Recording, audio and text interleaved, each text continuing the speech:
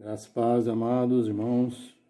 Aqui quem vos fala é o Edivaldo Nunes, sou membro da Primeira Igreja Batista de Tianguá, aqui no Ceará, e quero compartilhar com vocês aqui uma mensagem bíblica, né? Refletindo sobre os dias que nós estamos passando, sobre tudo isso que está acontecendo nesses dias, né? Para que possamos falar sobre os propósitos de Deus. A mensagem de hoje ela tem como título Entendendo os Propósitos de Deus. A gente está vivendo uma pandemia, né? Uma epidemia desse novo coronavírus aí, que é um fato, né? É uma coisa muito preocupante. E tudo isso está levando as pessoas a refletirem, né? Refletirem sobre por que está acontecendo tudo isso, né? E a palavra de Deus, ela tem resposta para tudo, né?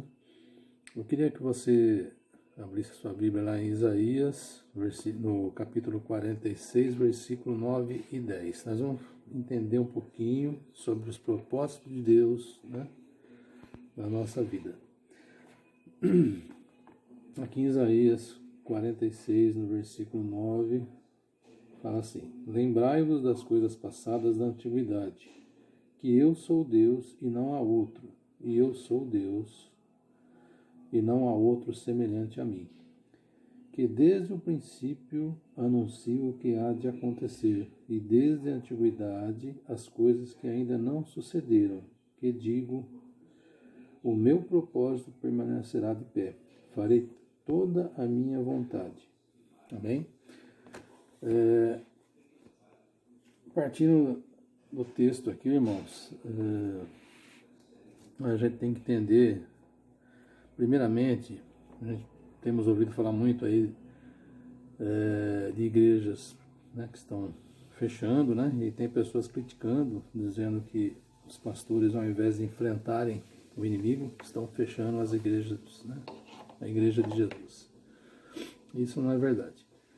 A igreja de Jesus ela não é feita de paredes, de tijolos, né, e sim, ali é um templo onde a gente tem, né, para adorar a Deus, para estar ali adorando, se reunindo, mas a igreja, ela é feita de pessoas, de servos e servas de Deus. Como está lá em 2 Pedro, né? Aliás, primeira carta de Pedro, no capítulo 2, versículo 9. Né? 1 Pedro, capítulo 2, versículo 9, fala assim: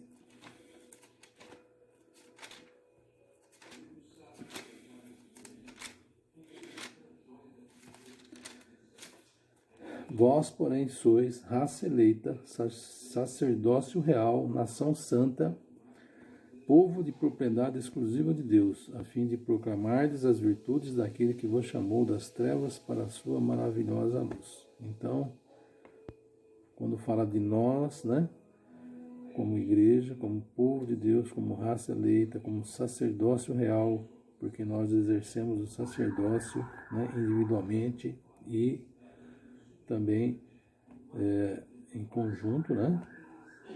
Somos a nação santa, o povo de propriedade exclusiva de Deus. A igreja é essa representação, através dos filhos de Deus, né? Então, é uma mentira aí quando se fala que estão fechando a igreja de Jesus Cristo. E sim, está sendo atendido aí o apelo das autoridades, né? Por uma razão muito simples, evitar a aglomeração, e assim o contágio de muitas pessoas, né? Nós precisamos ter fé, e a fé ela não pode existir sem também sermos prudentes. Em segundo lugar, precisamos entender os propósitos de Deus, né? Existem aqueles ataques que são exclusivos do diabo, como aconteceu lá no Éden, né? Ele foi lá, tentou, e o homem e a mulher caíram, né? Através desse ataque.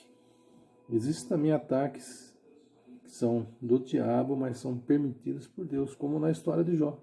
Jó ele foi atacado por Satanás, mas Deus permitiu, porque tinha ali um propósito de provar ali para Satanás, né, que existia uma pessoa na terra que era fiel, né? E também existem outras tribulações que são vindas da parte de Deus, e como está escrito aqui em Isaías, no capítulo 46, né? Volta aqui ao texto aqui de Isaías, onde ele fala assim, ó: lembrai-vos das coisas passadas da antiguidade, que eu sou Deus e não há outro, eu sou Deus e não há outro semelhante a mim, que desde o princípio eu anuncio o que há de acontecer, e desde a antiguidade as coisas que ainda não sucederam, que digo, o meu propósito permanecerá de pé, farei tudo o que me abasta da minha vontade.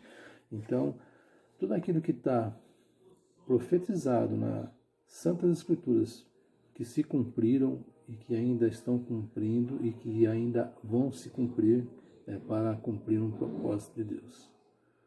E isso ele deixa bem claro, né, na sua palavra, né? Então há coisas que são vindas de Deus, que é para correção, que é para que o ser humano ele volte para o caminho correto. E Deus, ele é soberano e a sua vontade ela é feita, e a gente não pode aqui muitas vezes querer ir contra a vontade de Deus. Então nós precisamos entender os propósitos de Deus e tudo aquilo que Ele prepara para nós. Em terceiro lugar, precisamos agir também de acordo com os propósitos de Deus. Significa que, entendendo os propósitos de Deus, precisamos nos posicionar e agir de acordo a esses propósitos. Nós não podemos ir contra aquilo que é a vontade de Deus, respondendo ao apelo do Pai, né? Por exemplo, vamos citar aqui alguns exemplos na Bíblia, como ele fala aqui, né? Lembrai-vos das coisas passadas da antiguidade. Quer dizer, Deus, ele fala que o seu propósito está anunciado, né, na sua palavra, as coisas que ainda hão de acontecer, e manda se lembrar das coisas da antiguidade. Ou seja, ele está falando para que a gente, estudando a palavra de Deus, a gente vendo o que se sucedeu lá atrás, que a gente entenda aquilo que estamos vivendo hoje e viveremos amanhã. Tá? Um exemplo está lá em Gênesis, capítulo 6, 7 ali, onde fala do dilúvio, né? Deus, ele insatisfeito aí com a decadência, né? Decadência humana, do jeito que estava o mundo naquela época, ele escolheu Noé, que era uma pessoa justa, ele com a sua família, para que construísse a arca. E ali ele anunciou que haveria um dilúvio e que acabaria com tudo e ia começar tudo novamente. Pois bem, Noé, lá em 2 Pedro, capítulo 2, versículo 5, Pedro cita ele como pregoeiro da justiça. Nós sabemos que a arca, ela levou 120 anos para ser construída. Era uma geração inteira. E nesse tempo todo, Noé, construindo essa arca, ele proclamou o juízo de Deus. Deus vai mandar o dilúvio, arrependam-se, voltem-se para Deus.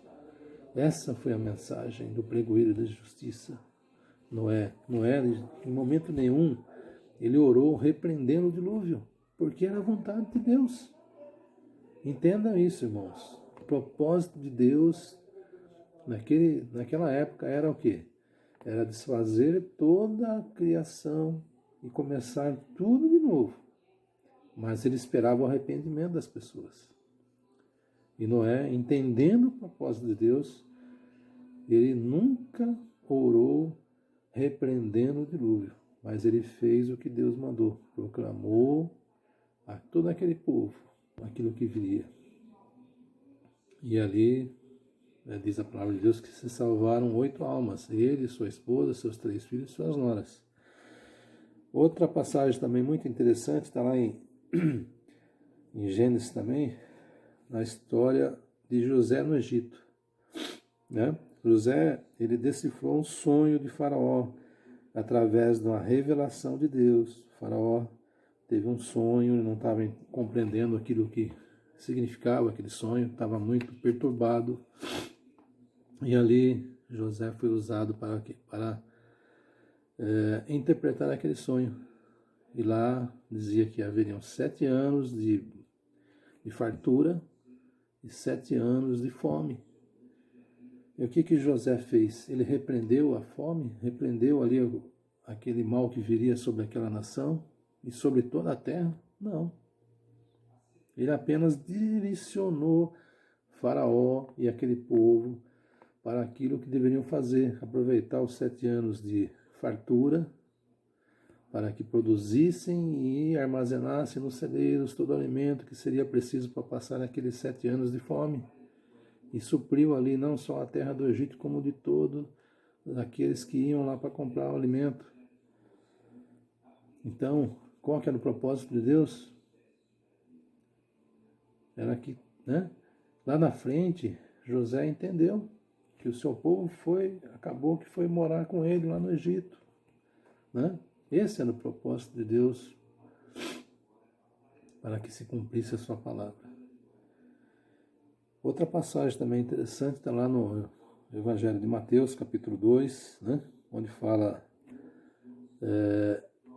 que ali o Herodes, que era o rei na Judéia, ele querendo matar o menino Jesus, ele não sabia onde estava esse menino, mas sabia que havia nascido ali na região, e deu uma ordem para que matassem todos os meninos de 2 anos abaixo.